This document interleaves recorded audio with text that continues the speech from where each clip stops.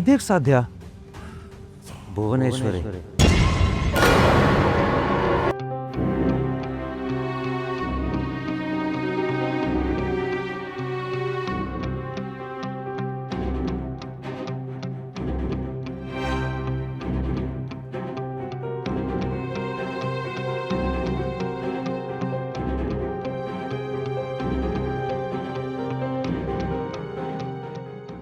Morning madam.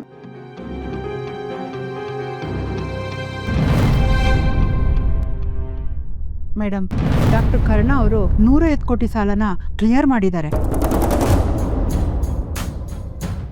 ಹೌದಾ? Yes madam. ಬ್ಯಾಂಕಿಂದ fund release ಆಗಿದೆ. ಅವ್ರ ಕಂಪ್ನಿ ಉಳ್ಕೊಂಡಿದೆ.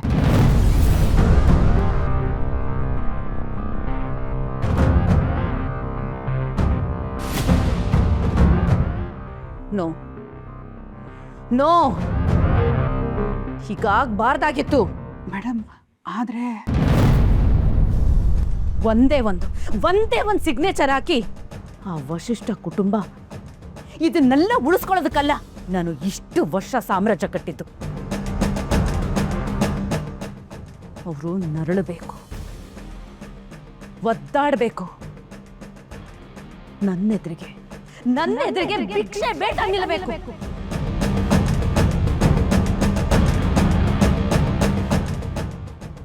ನಾನು ಹೇಗೆ ಅವ್ರ ಎದುರಿಗೆ ನಿಂತಿದ್ನಲ್ಲ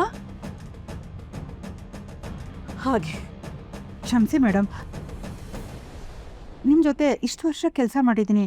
ಆದರೆ ಒಂದು ವಿಷಯ ಅರ್ಥ ಆಗಲಿಲ್ಲ. ವಸಿಷ್ಠ ಕುಟುಂಬದ ಮೇಲೆ ಯಾಕೆ ಕೋಪ ನಿಮಗೆ?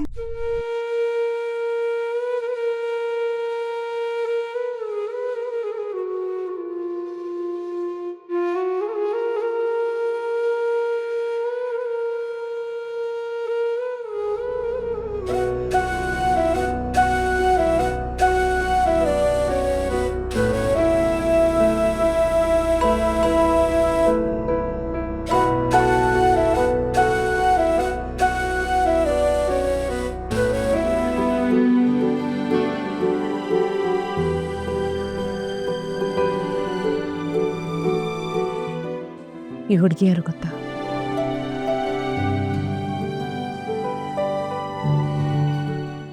ಇಲ್ಲ ಮೇಡಮ್.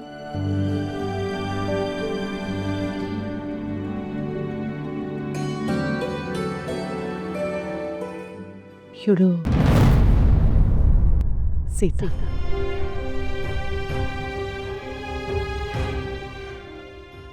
ಭುವನೇಶ್ವರಿ ಅಲ್ಲ, ಪರೇ ಸೀತಾ. ಮಾರಿಗುಡಿ ಅನ್ನೋ ಚಿಕ್ಕ ಹಳ್ಳಿಲಿದ್ದ ಸಾಮಾನ್ಯ ಹುಡುಗಿ. ಪ್ರೀತಿ ಅಂದರೆ ಪವಿತ್ರ ಅನ್ಕೊಂಡಿದ್ದವಳು. ಕೊಟ್ಟ ಮಾತನ್ನ ಜನ ಉಳಿಸ್ಕೋತಾರೆ ಅನ್ಕೊಂಡಿದ್ದವಳು. ಜಲ್ರೂ ಕಣ್ಮುಚ್ಕೊಂಡು ನಂಬ್ತಾ ಇದ್ದ ಮುಗ್ಧ ಹುಡುಗಿ. ದೊಡ್ಡ ಹುಡುಗಿ.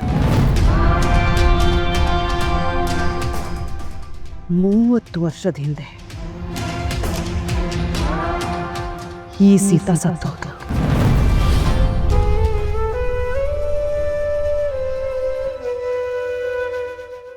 ಅವಳನ್ನ ಕೊಂದೋನು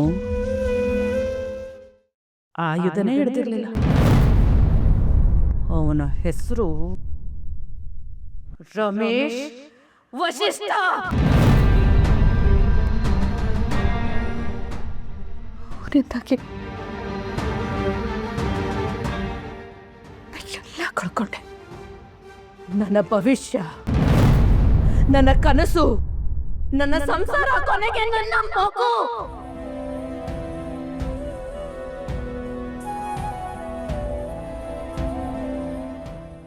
ಮಗು ನಾನೇ ಹೆತ್ತಿರು ನನ್ನ ಕಂದ. ಇವತ್ತವನು ಎಲ್ಲಿದನೋ, ಹೇಗಿದನೋ ಒಂದು ಗೊತ್ತಿಲ್ಲ.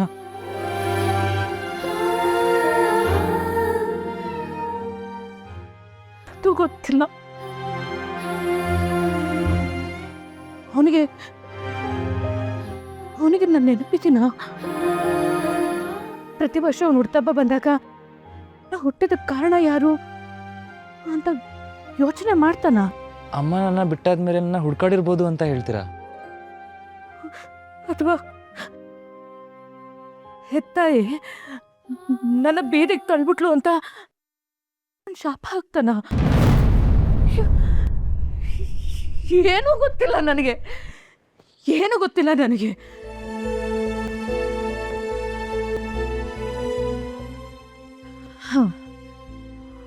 ಅಷ್ಟಕ್ಕೆ ಮುಗಿಲಿಲ್ಲ.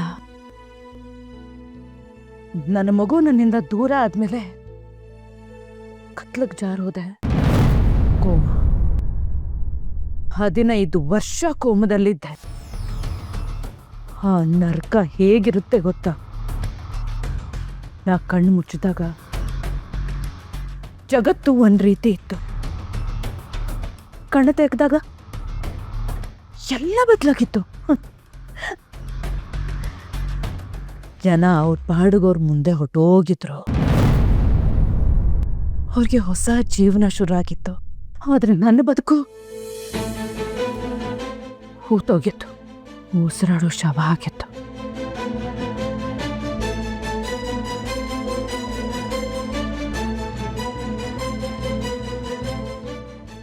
ನಾನು ಅವ್ರಿಗೆ ಎಷ್ಟು ಸಲ ಪತ್ರ ಬರ್ದ್ನೋ ಲೆಕ್ಕ ಇಲ್ಲ. ಒಬ್ಬರನ್ನ ಬೆದರಿಸಿಲ್ಲ, ಶಾಪ ಹಾಕಿಲ್ಲ, ಕೈ ಮುಗಿದು ಕೇಳ್ಕೊಂಡೆ. ವಶಿಷ್ಠ ಕುಟುಂಬದ ಹತ್ರ ನನಗೆ ನ್ಯಾಯ ಕೊಡಿ ಅಂತ ಅಂಗಲಾಚಿ ಬೇಡ್ದೆ. ಸಾಲ್ ಪತ್ರ ಬರ್ದೆ. ಉತ್ತರ ಸಿಕ್ಕಿಲ್ಲ. ನನಗೆ ಬೇರೆ ಏನು ಬೇಡ.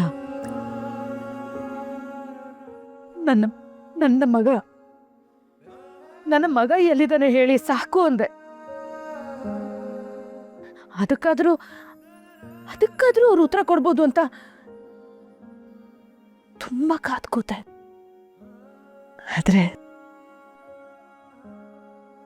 ಆದ್ರೆ ಯಾರಿಗೂ ನನ್ನ ಸಂಕಟ ಕಾಣಿಸ್ಲಿಲ್ಲ. ಈ ತಾಯಿ ಹೃದಯದ ನೋವು ಯಾರಿಗೂ ಅರ್ಥ ಆಗ್ಲಿಲ್ಲ. ಅವರು ಬದುಕನ್ನ ಸಂಭ್ರಮಿಸ್ತಾ ಇದ್ರೆ ನನ್ನ ಬದುಕು ಚೂರಾಗಿತ್ತಲ್ಲ, ಆ ಚೂರುಗಳನ್ನ ಎಕ್ತಾ ಇದ್ದೆ.